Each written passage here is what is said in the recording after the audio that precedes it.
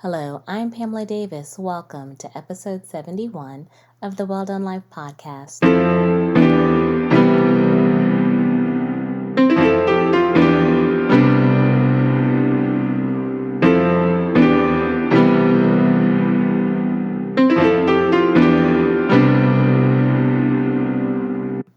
Hello, and welcome back to episode 71 of the Well Done Life podcast.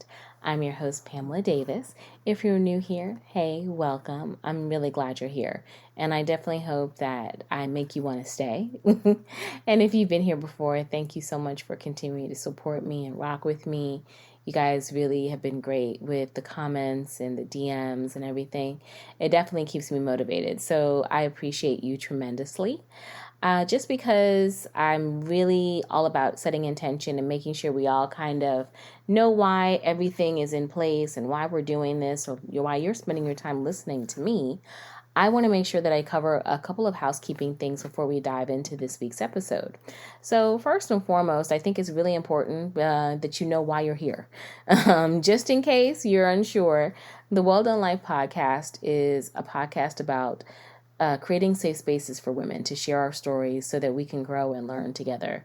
I started the Well Done Life because I've learned through, I'll be honest, tragedy and growth that it is very important for women to have space where we can just authentically share our experiences, because I truly believe that women are the foundation of society, and I think that we can grow and learn from each other through communicating.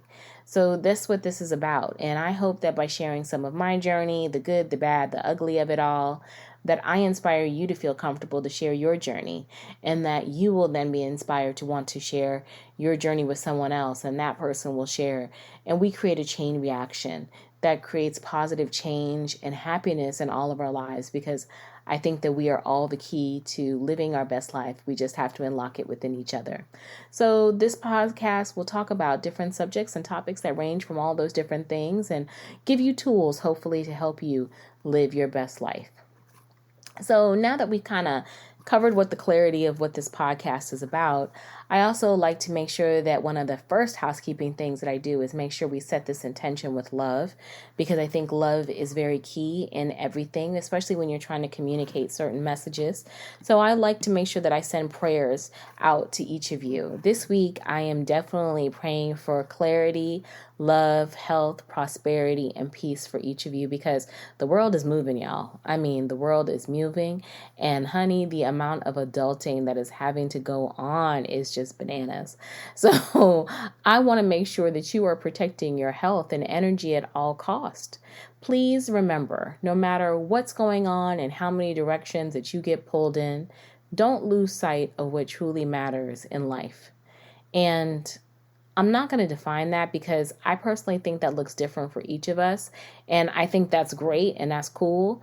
But you just have to make sure that you are prioritizing what matters most to you, because everybody is out here obviously prioritizing what matters most to them. You have to make sure that you are doing those same things for yourself, because your happiness is just the minimum. I want you to be fully involved and experiencing joy, because you know what? You're worth it. So I'm here on Friday night recording. This is definitely a little different for me. Normally I try to record a little bit earlier, but I'm recording on Friday night at 9:22. And I was actually planning on skipping this week. Yep, I was planning on skipping. I mean, it's 4th of July weekend. I'm sure everyone is trying to be outside or with family. And I'm just going to chill. And actually, I'm still going to chill. But I felt led to kind of follow through with delivering this week's episode as scheduled, because after coming off of last week's episode, or episode 70, which is very special to my heart, never would have made it, I've really felt like I had to stay consistent. And if you haven't checked out episode 70, I'm going to make sure I link it in the show notes.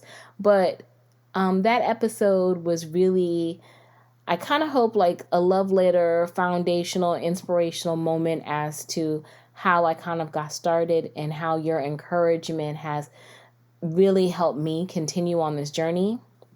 But I also, because 70 is such a powerful number, and let me preface this before I get too deep, I am one of those sage burning, waist speed, intentional signs and wonders, spiritual gangster kind of chicks. So I believe in all of that.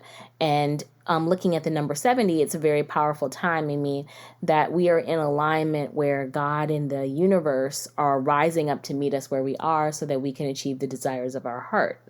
And so this is a time of definitely being in intention and being very focused on manifesting. And I want to lean into those moments because, again, we are in heavy manifestation mode. So being thoughtful about that, I want to make sure that we really start to look at how we are giving our energy out into who we're actually giving it out. Because when you're manifesting a goal, you can't afford to lose valuable energy and focus on things or people that don't serve you.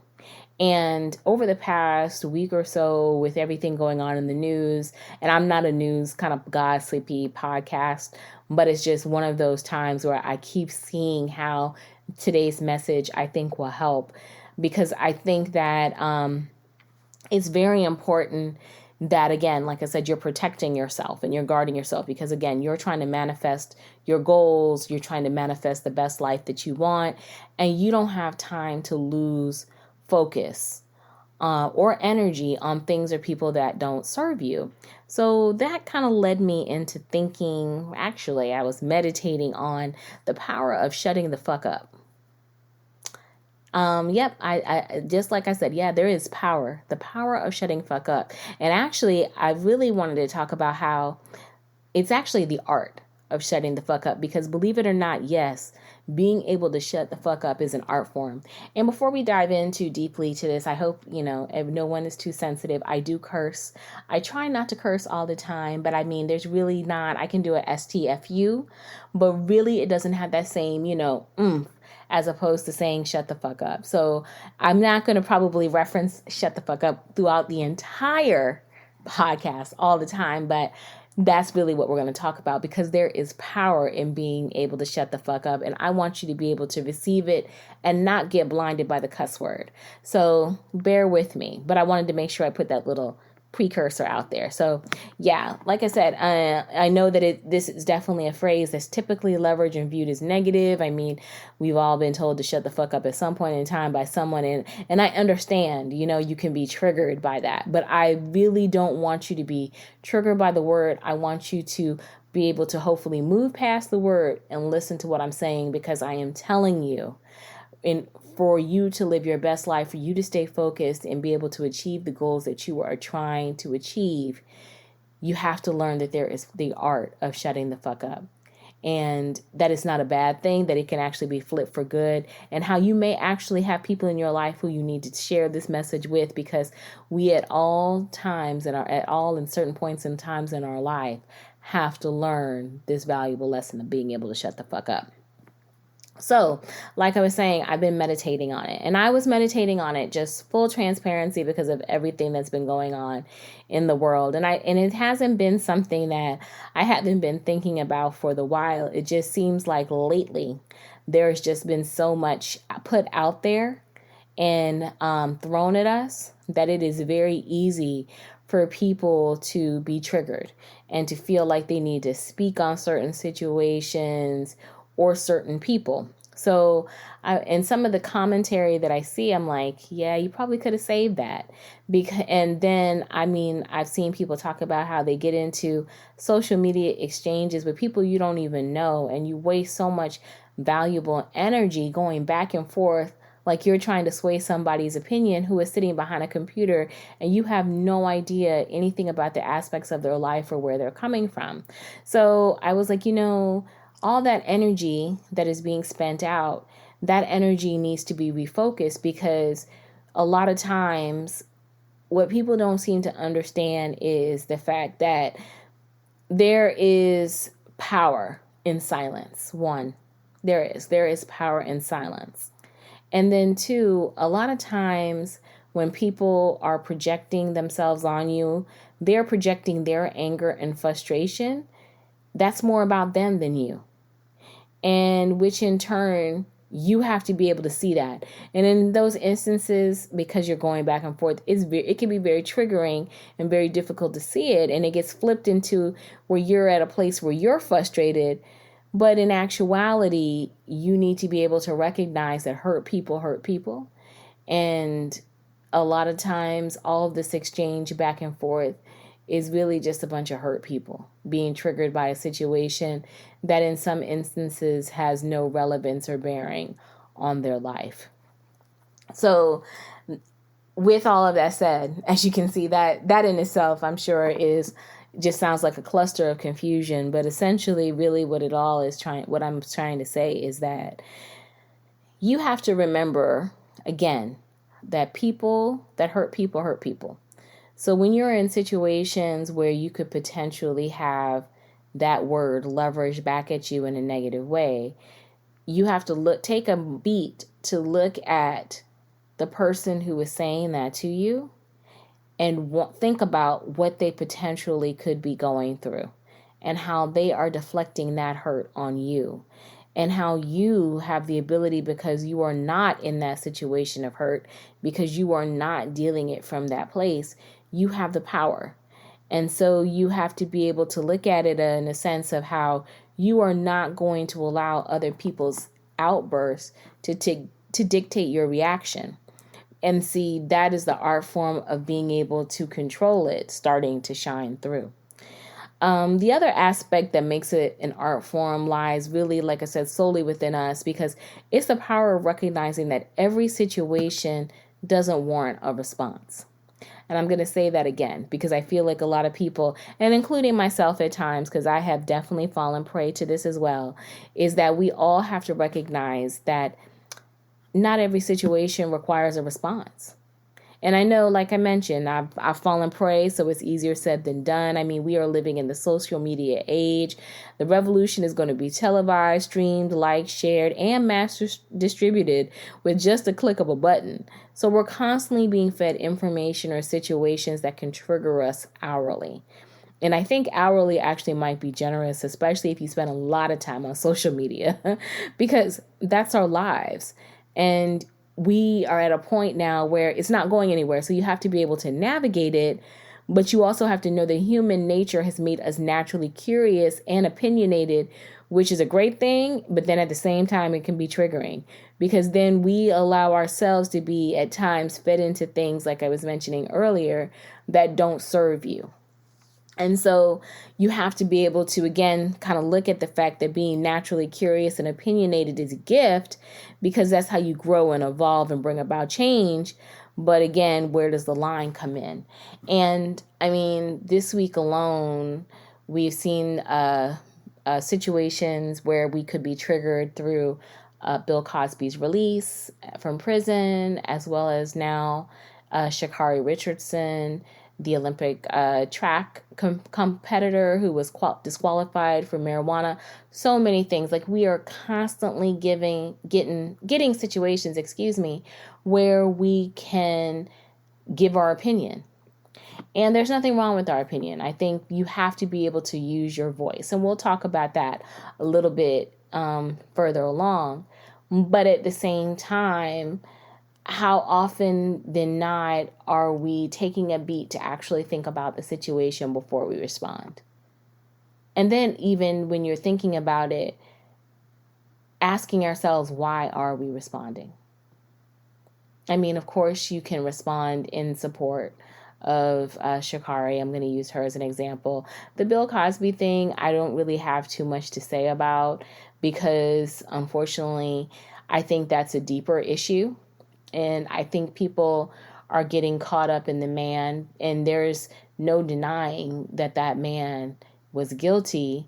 But at the same time, you have to also think about it from separating the man from the case. I'm thinking about it from a legal perspective. That to me shows the flaws in the legal system.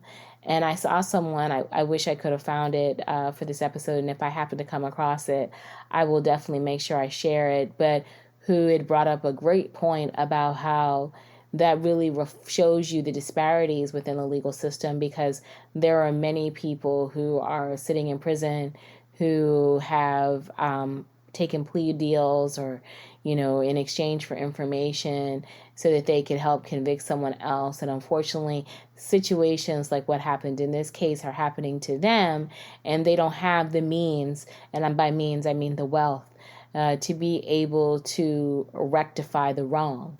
So they're sitting in prison.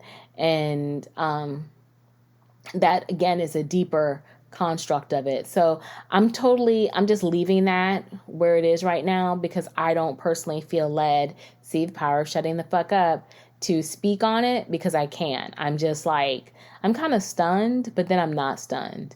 So I don't know. I'm just going to leave that one alone.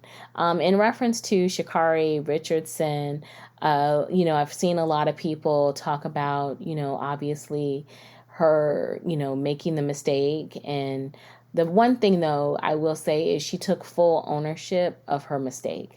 And that is a sign of growth and maturity. I mean, this is a young woman and who is dealing with a lot of notoriety, as well as losing her mother, all at the same time. So she's dealing with a lot of grief. And for those people who have gone through grief, we understand what it's like. And it can be, you have no idea who you are until you hit rock bottom, until you're grieving someone that you love. So my prayers definitely go out to her in regards to it. But I've seen also a lot of people, and not just even with this drug charge, this drug case, I think that's also been people have been very judgmental of her, just even over her appearance, and again, that's something that I always see. You see people giving opinions on other women's appearance or other people's appearance.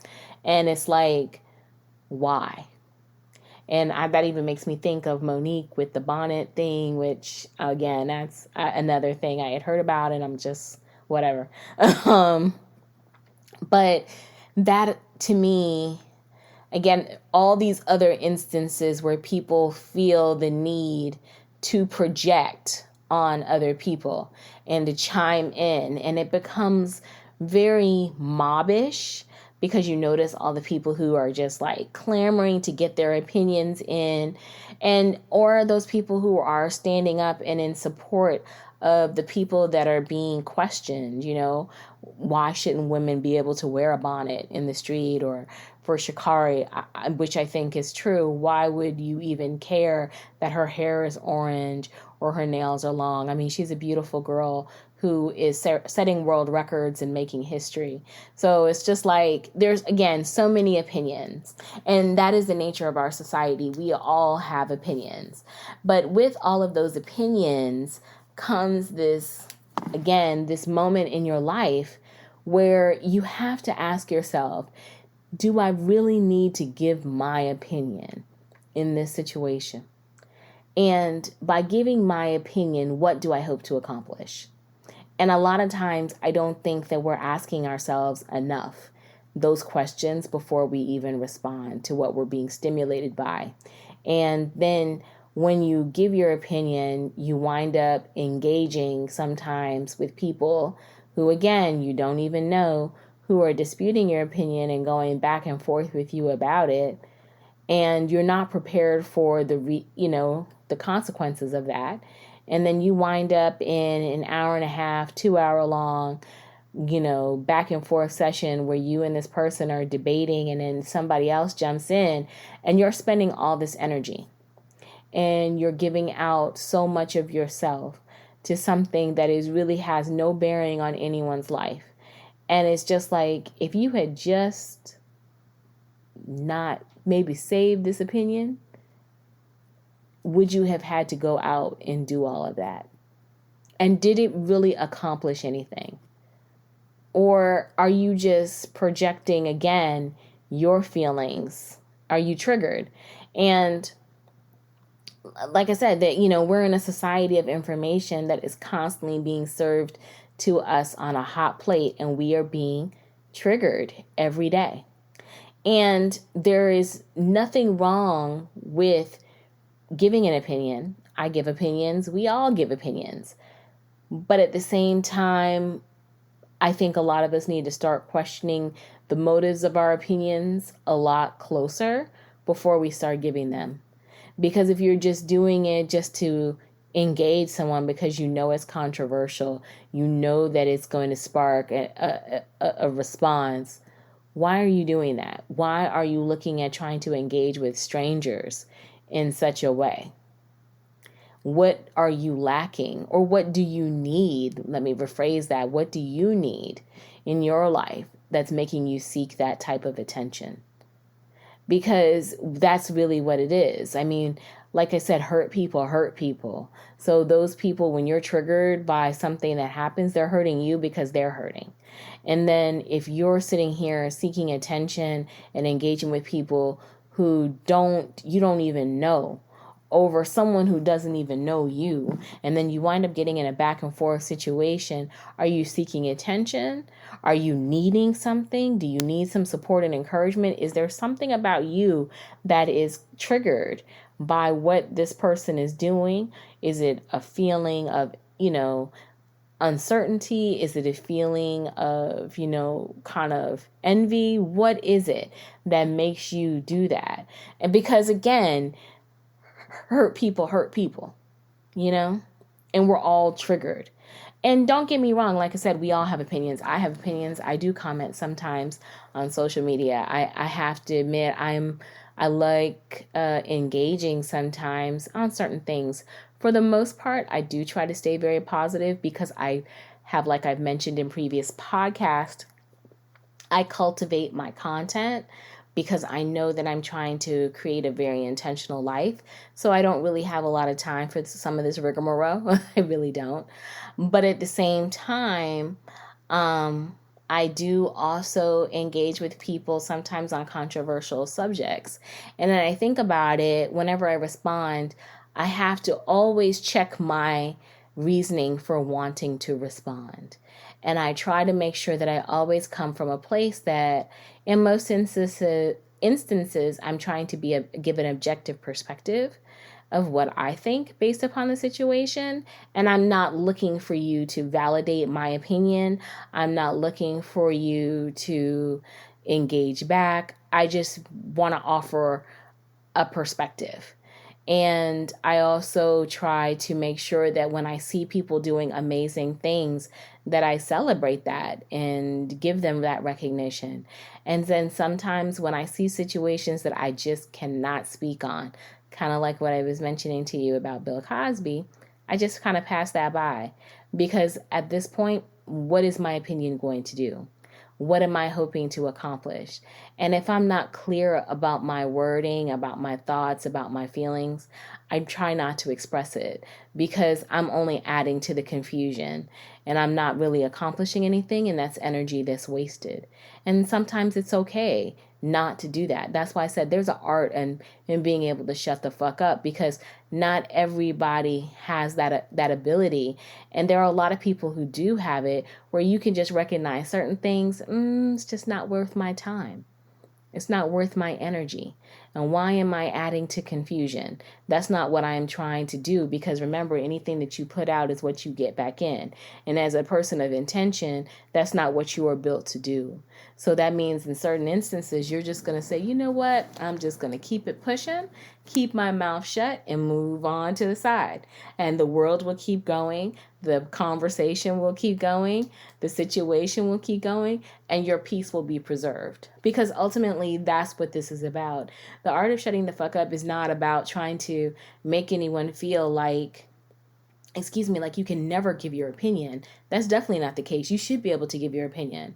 It's just a matter of being able to search yourself and ask, why am I doing this? Why are you giving your opinion? Searching your motives before you give it, as well as being able to recognize that sometimes when people are coming at you, or when you're seeing certain situations play out and it's going back and forth, a lot of times that confusion is built around hurt. It is a bunch of hurt people who are hurting each other, and you don't have to engage in that. And you can feel free to protect your energy and your life by saying, I don't want to engage in that. And not giving an opinion doesn't make you a bad person.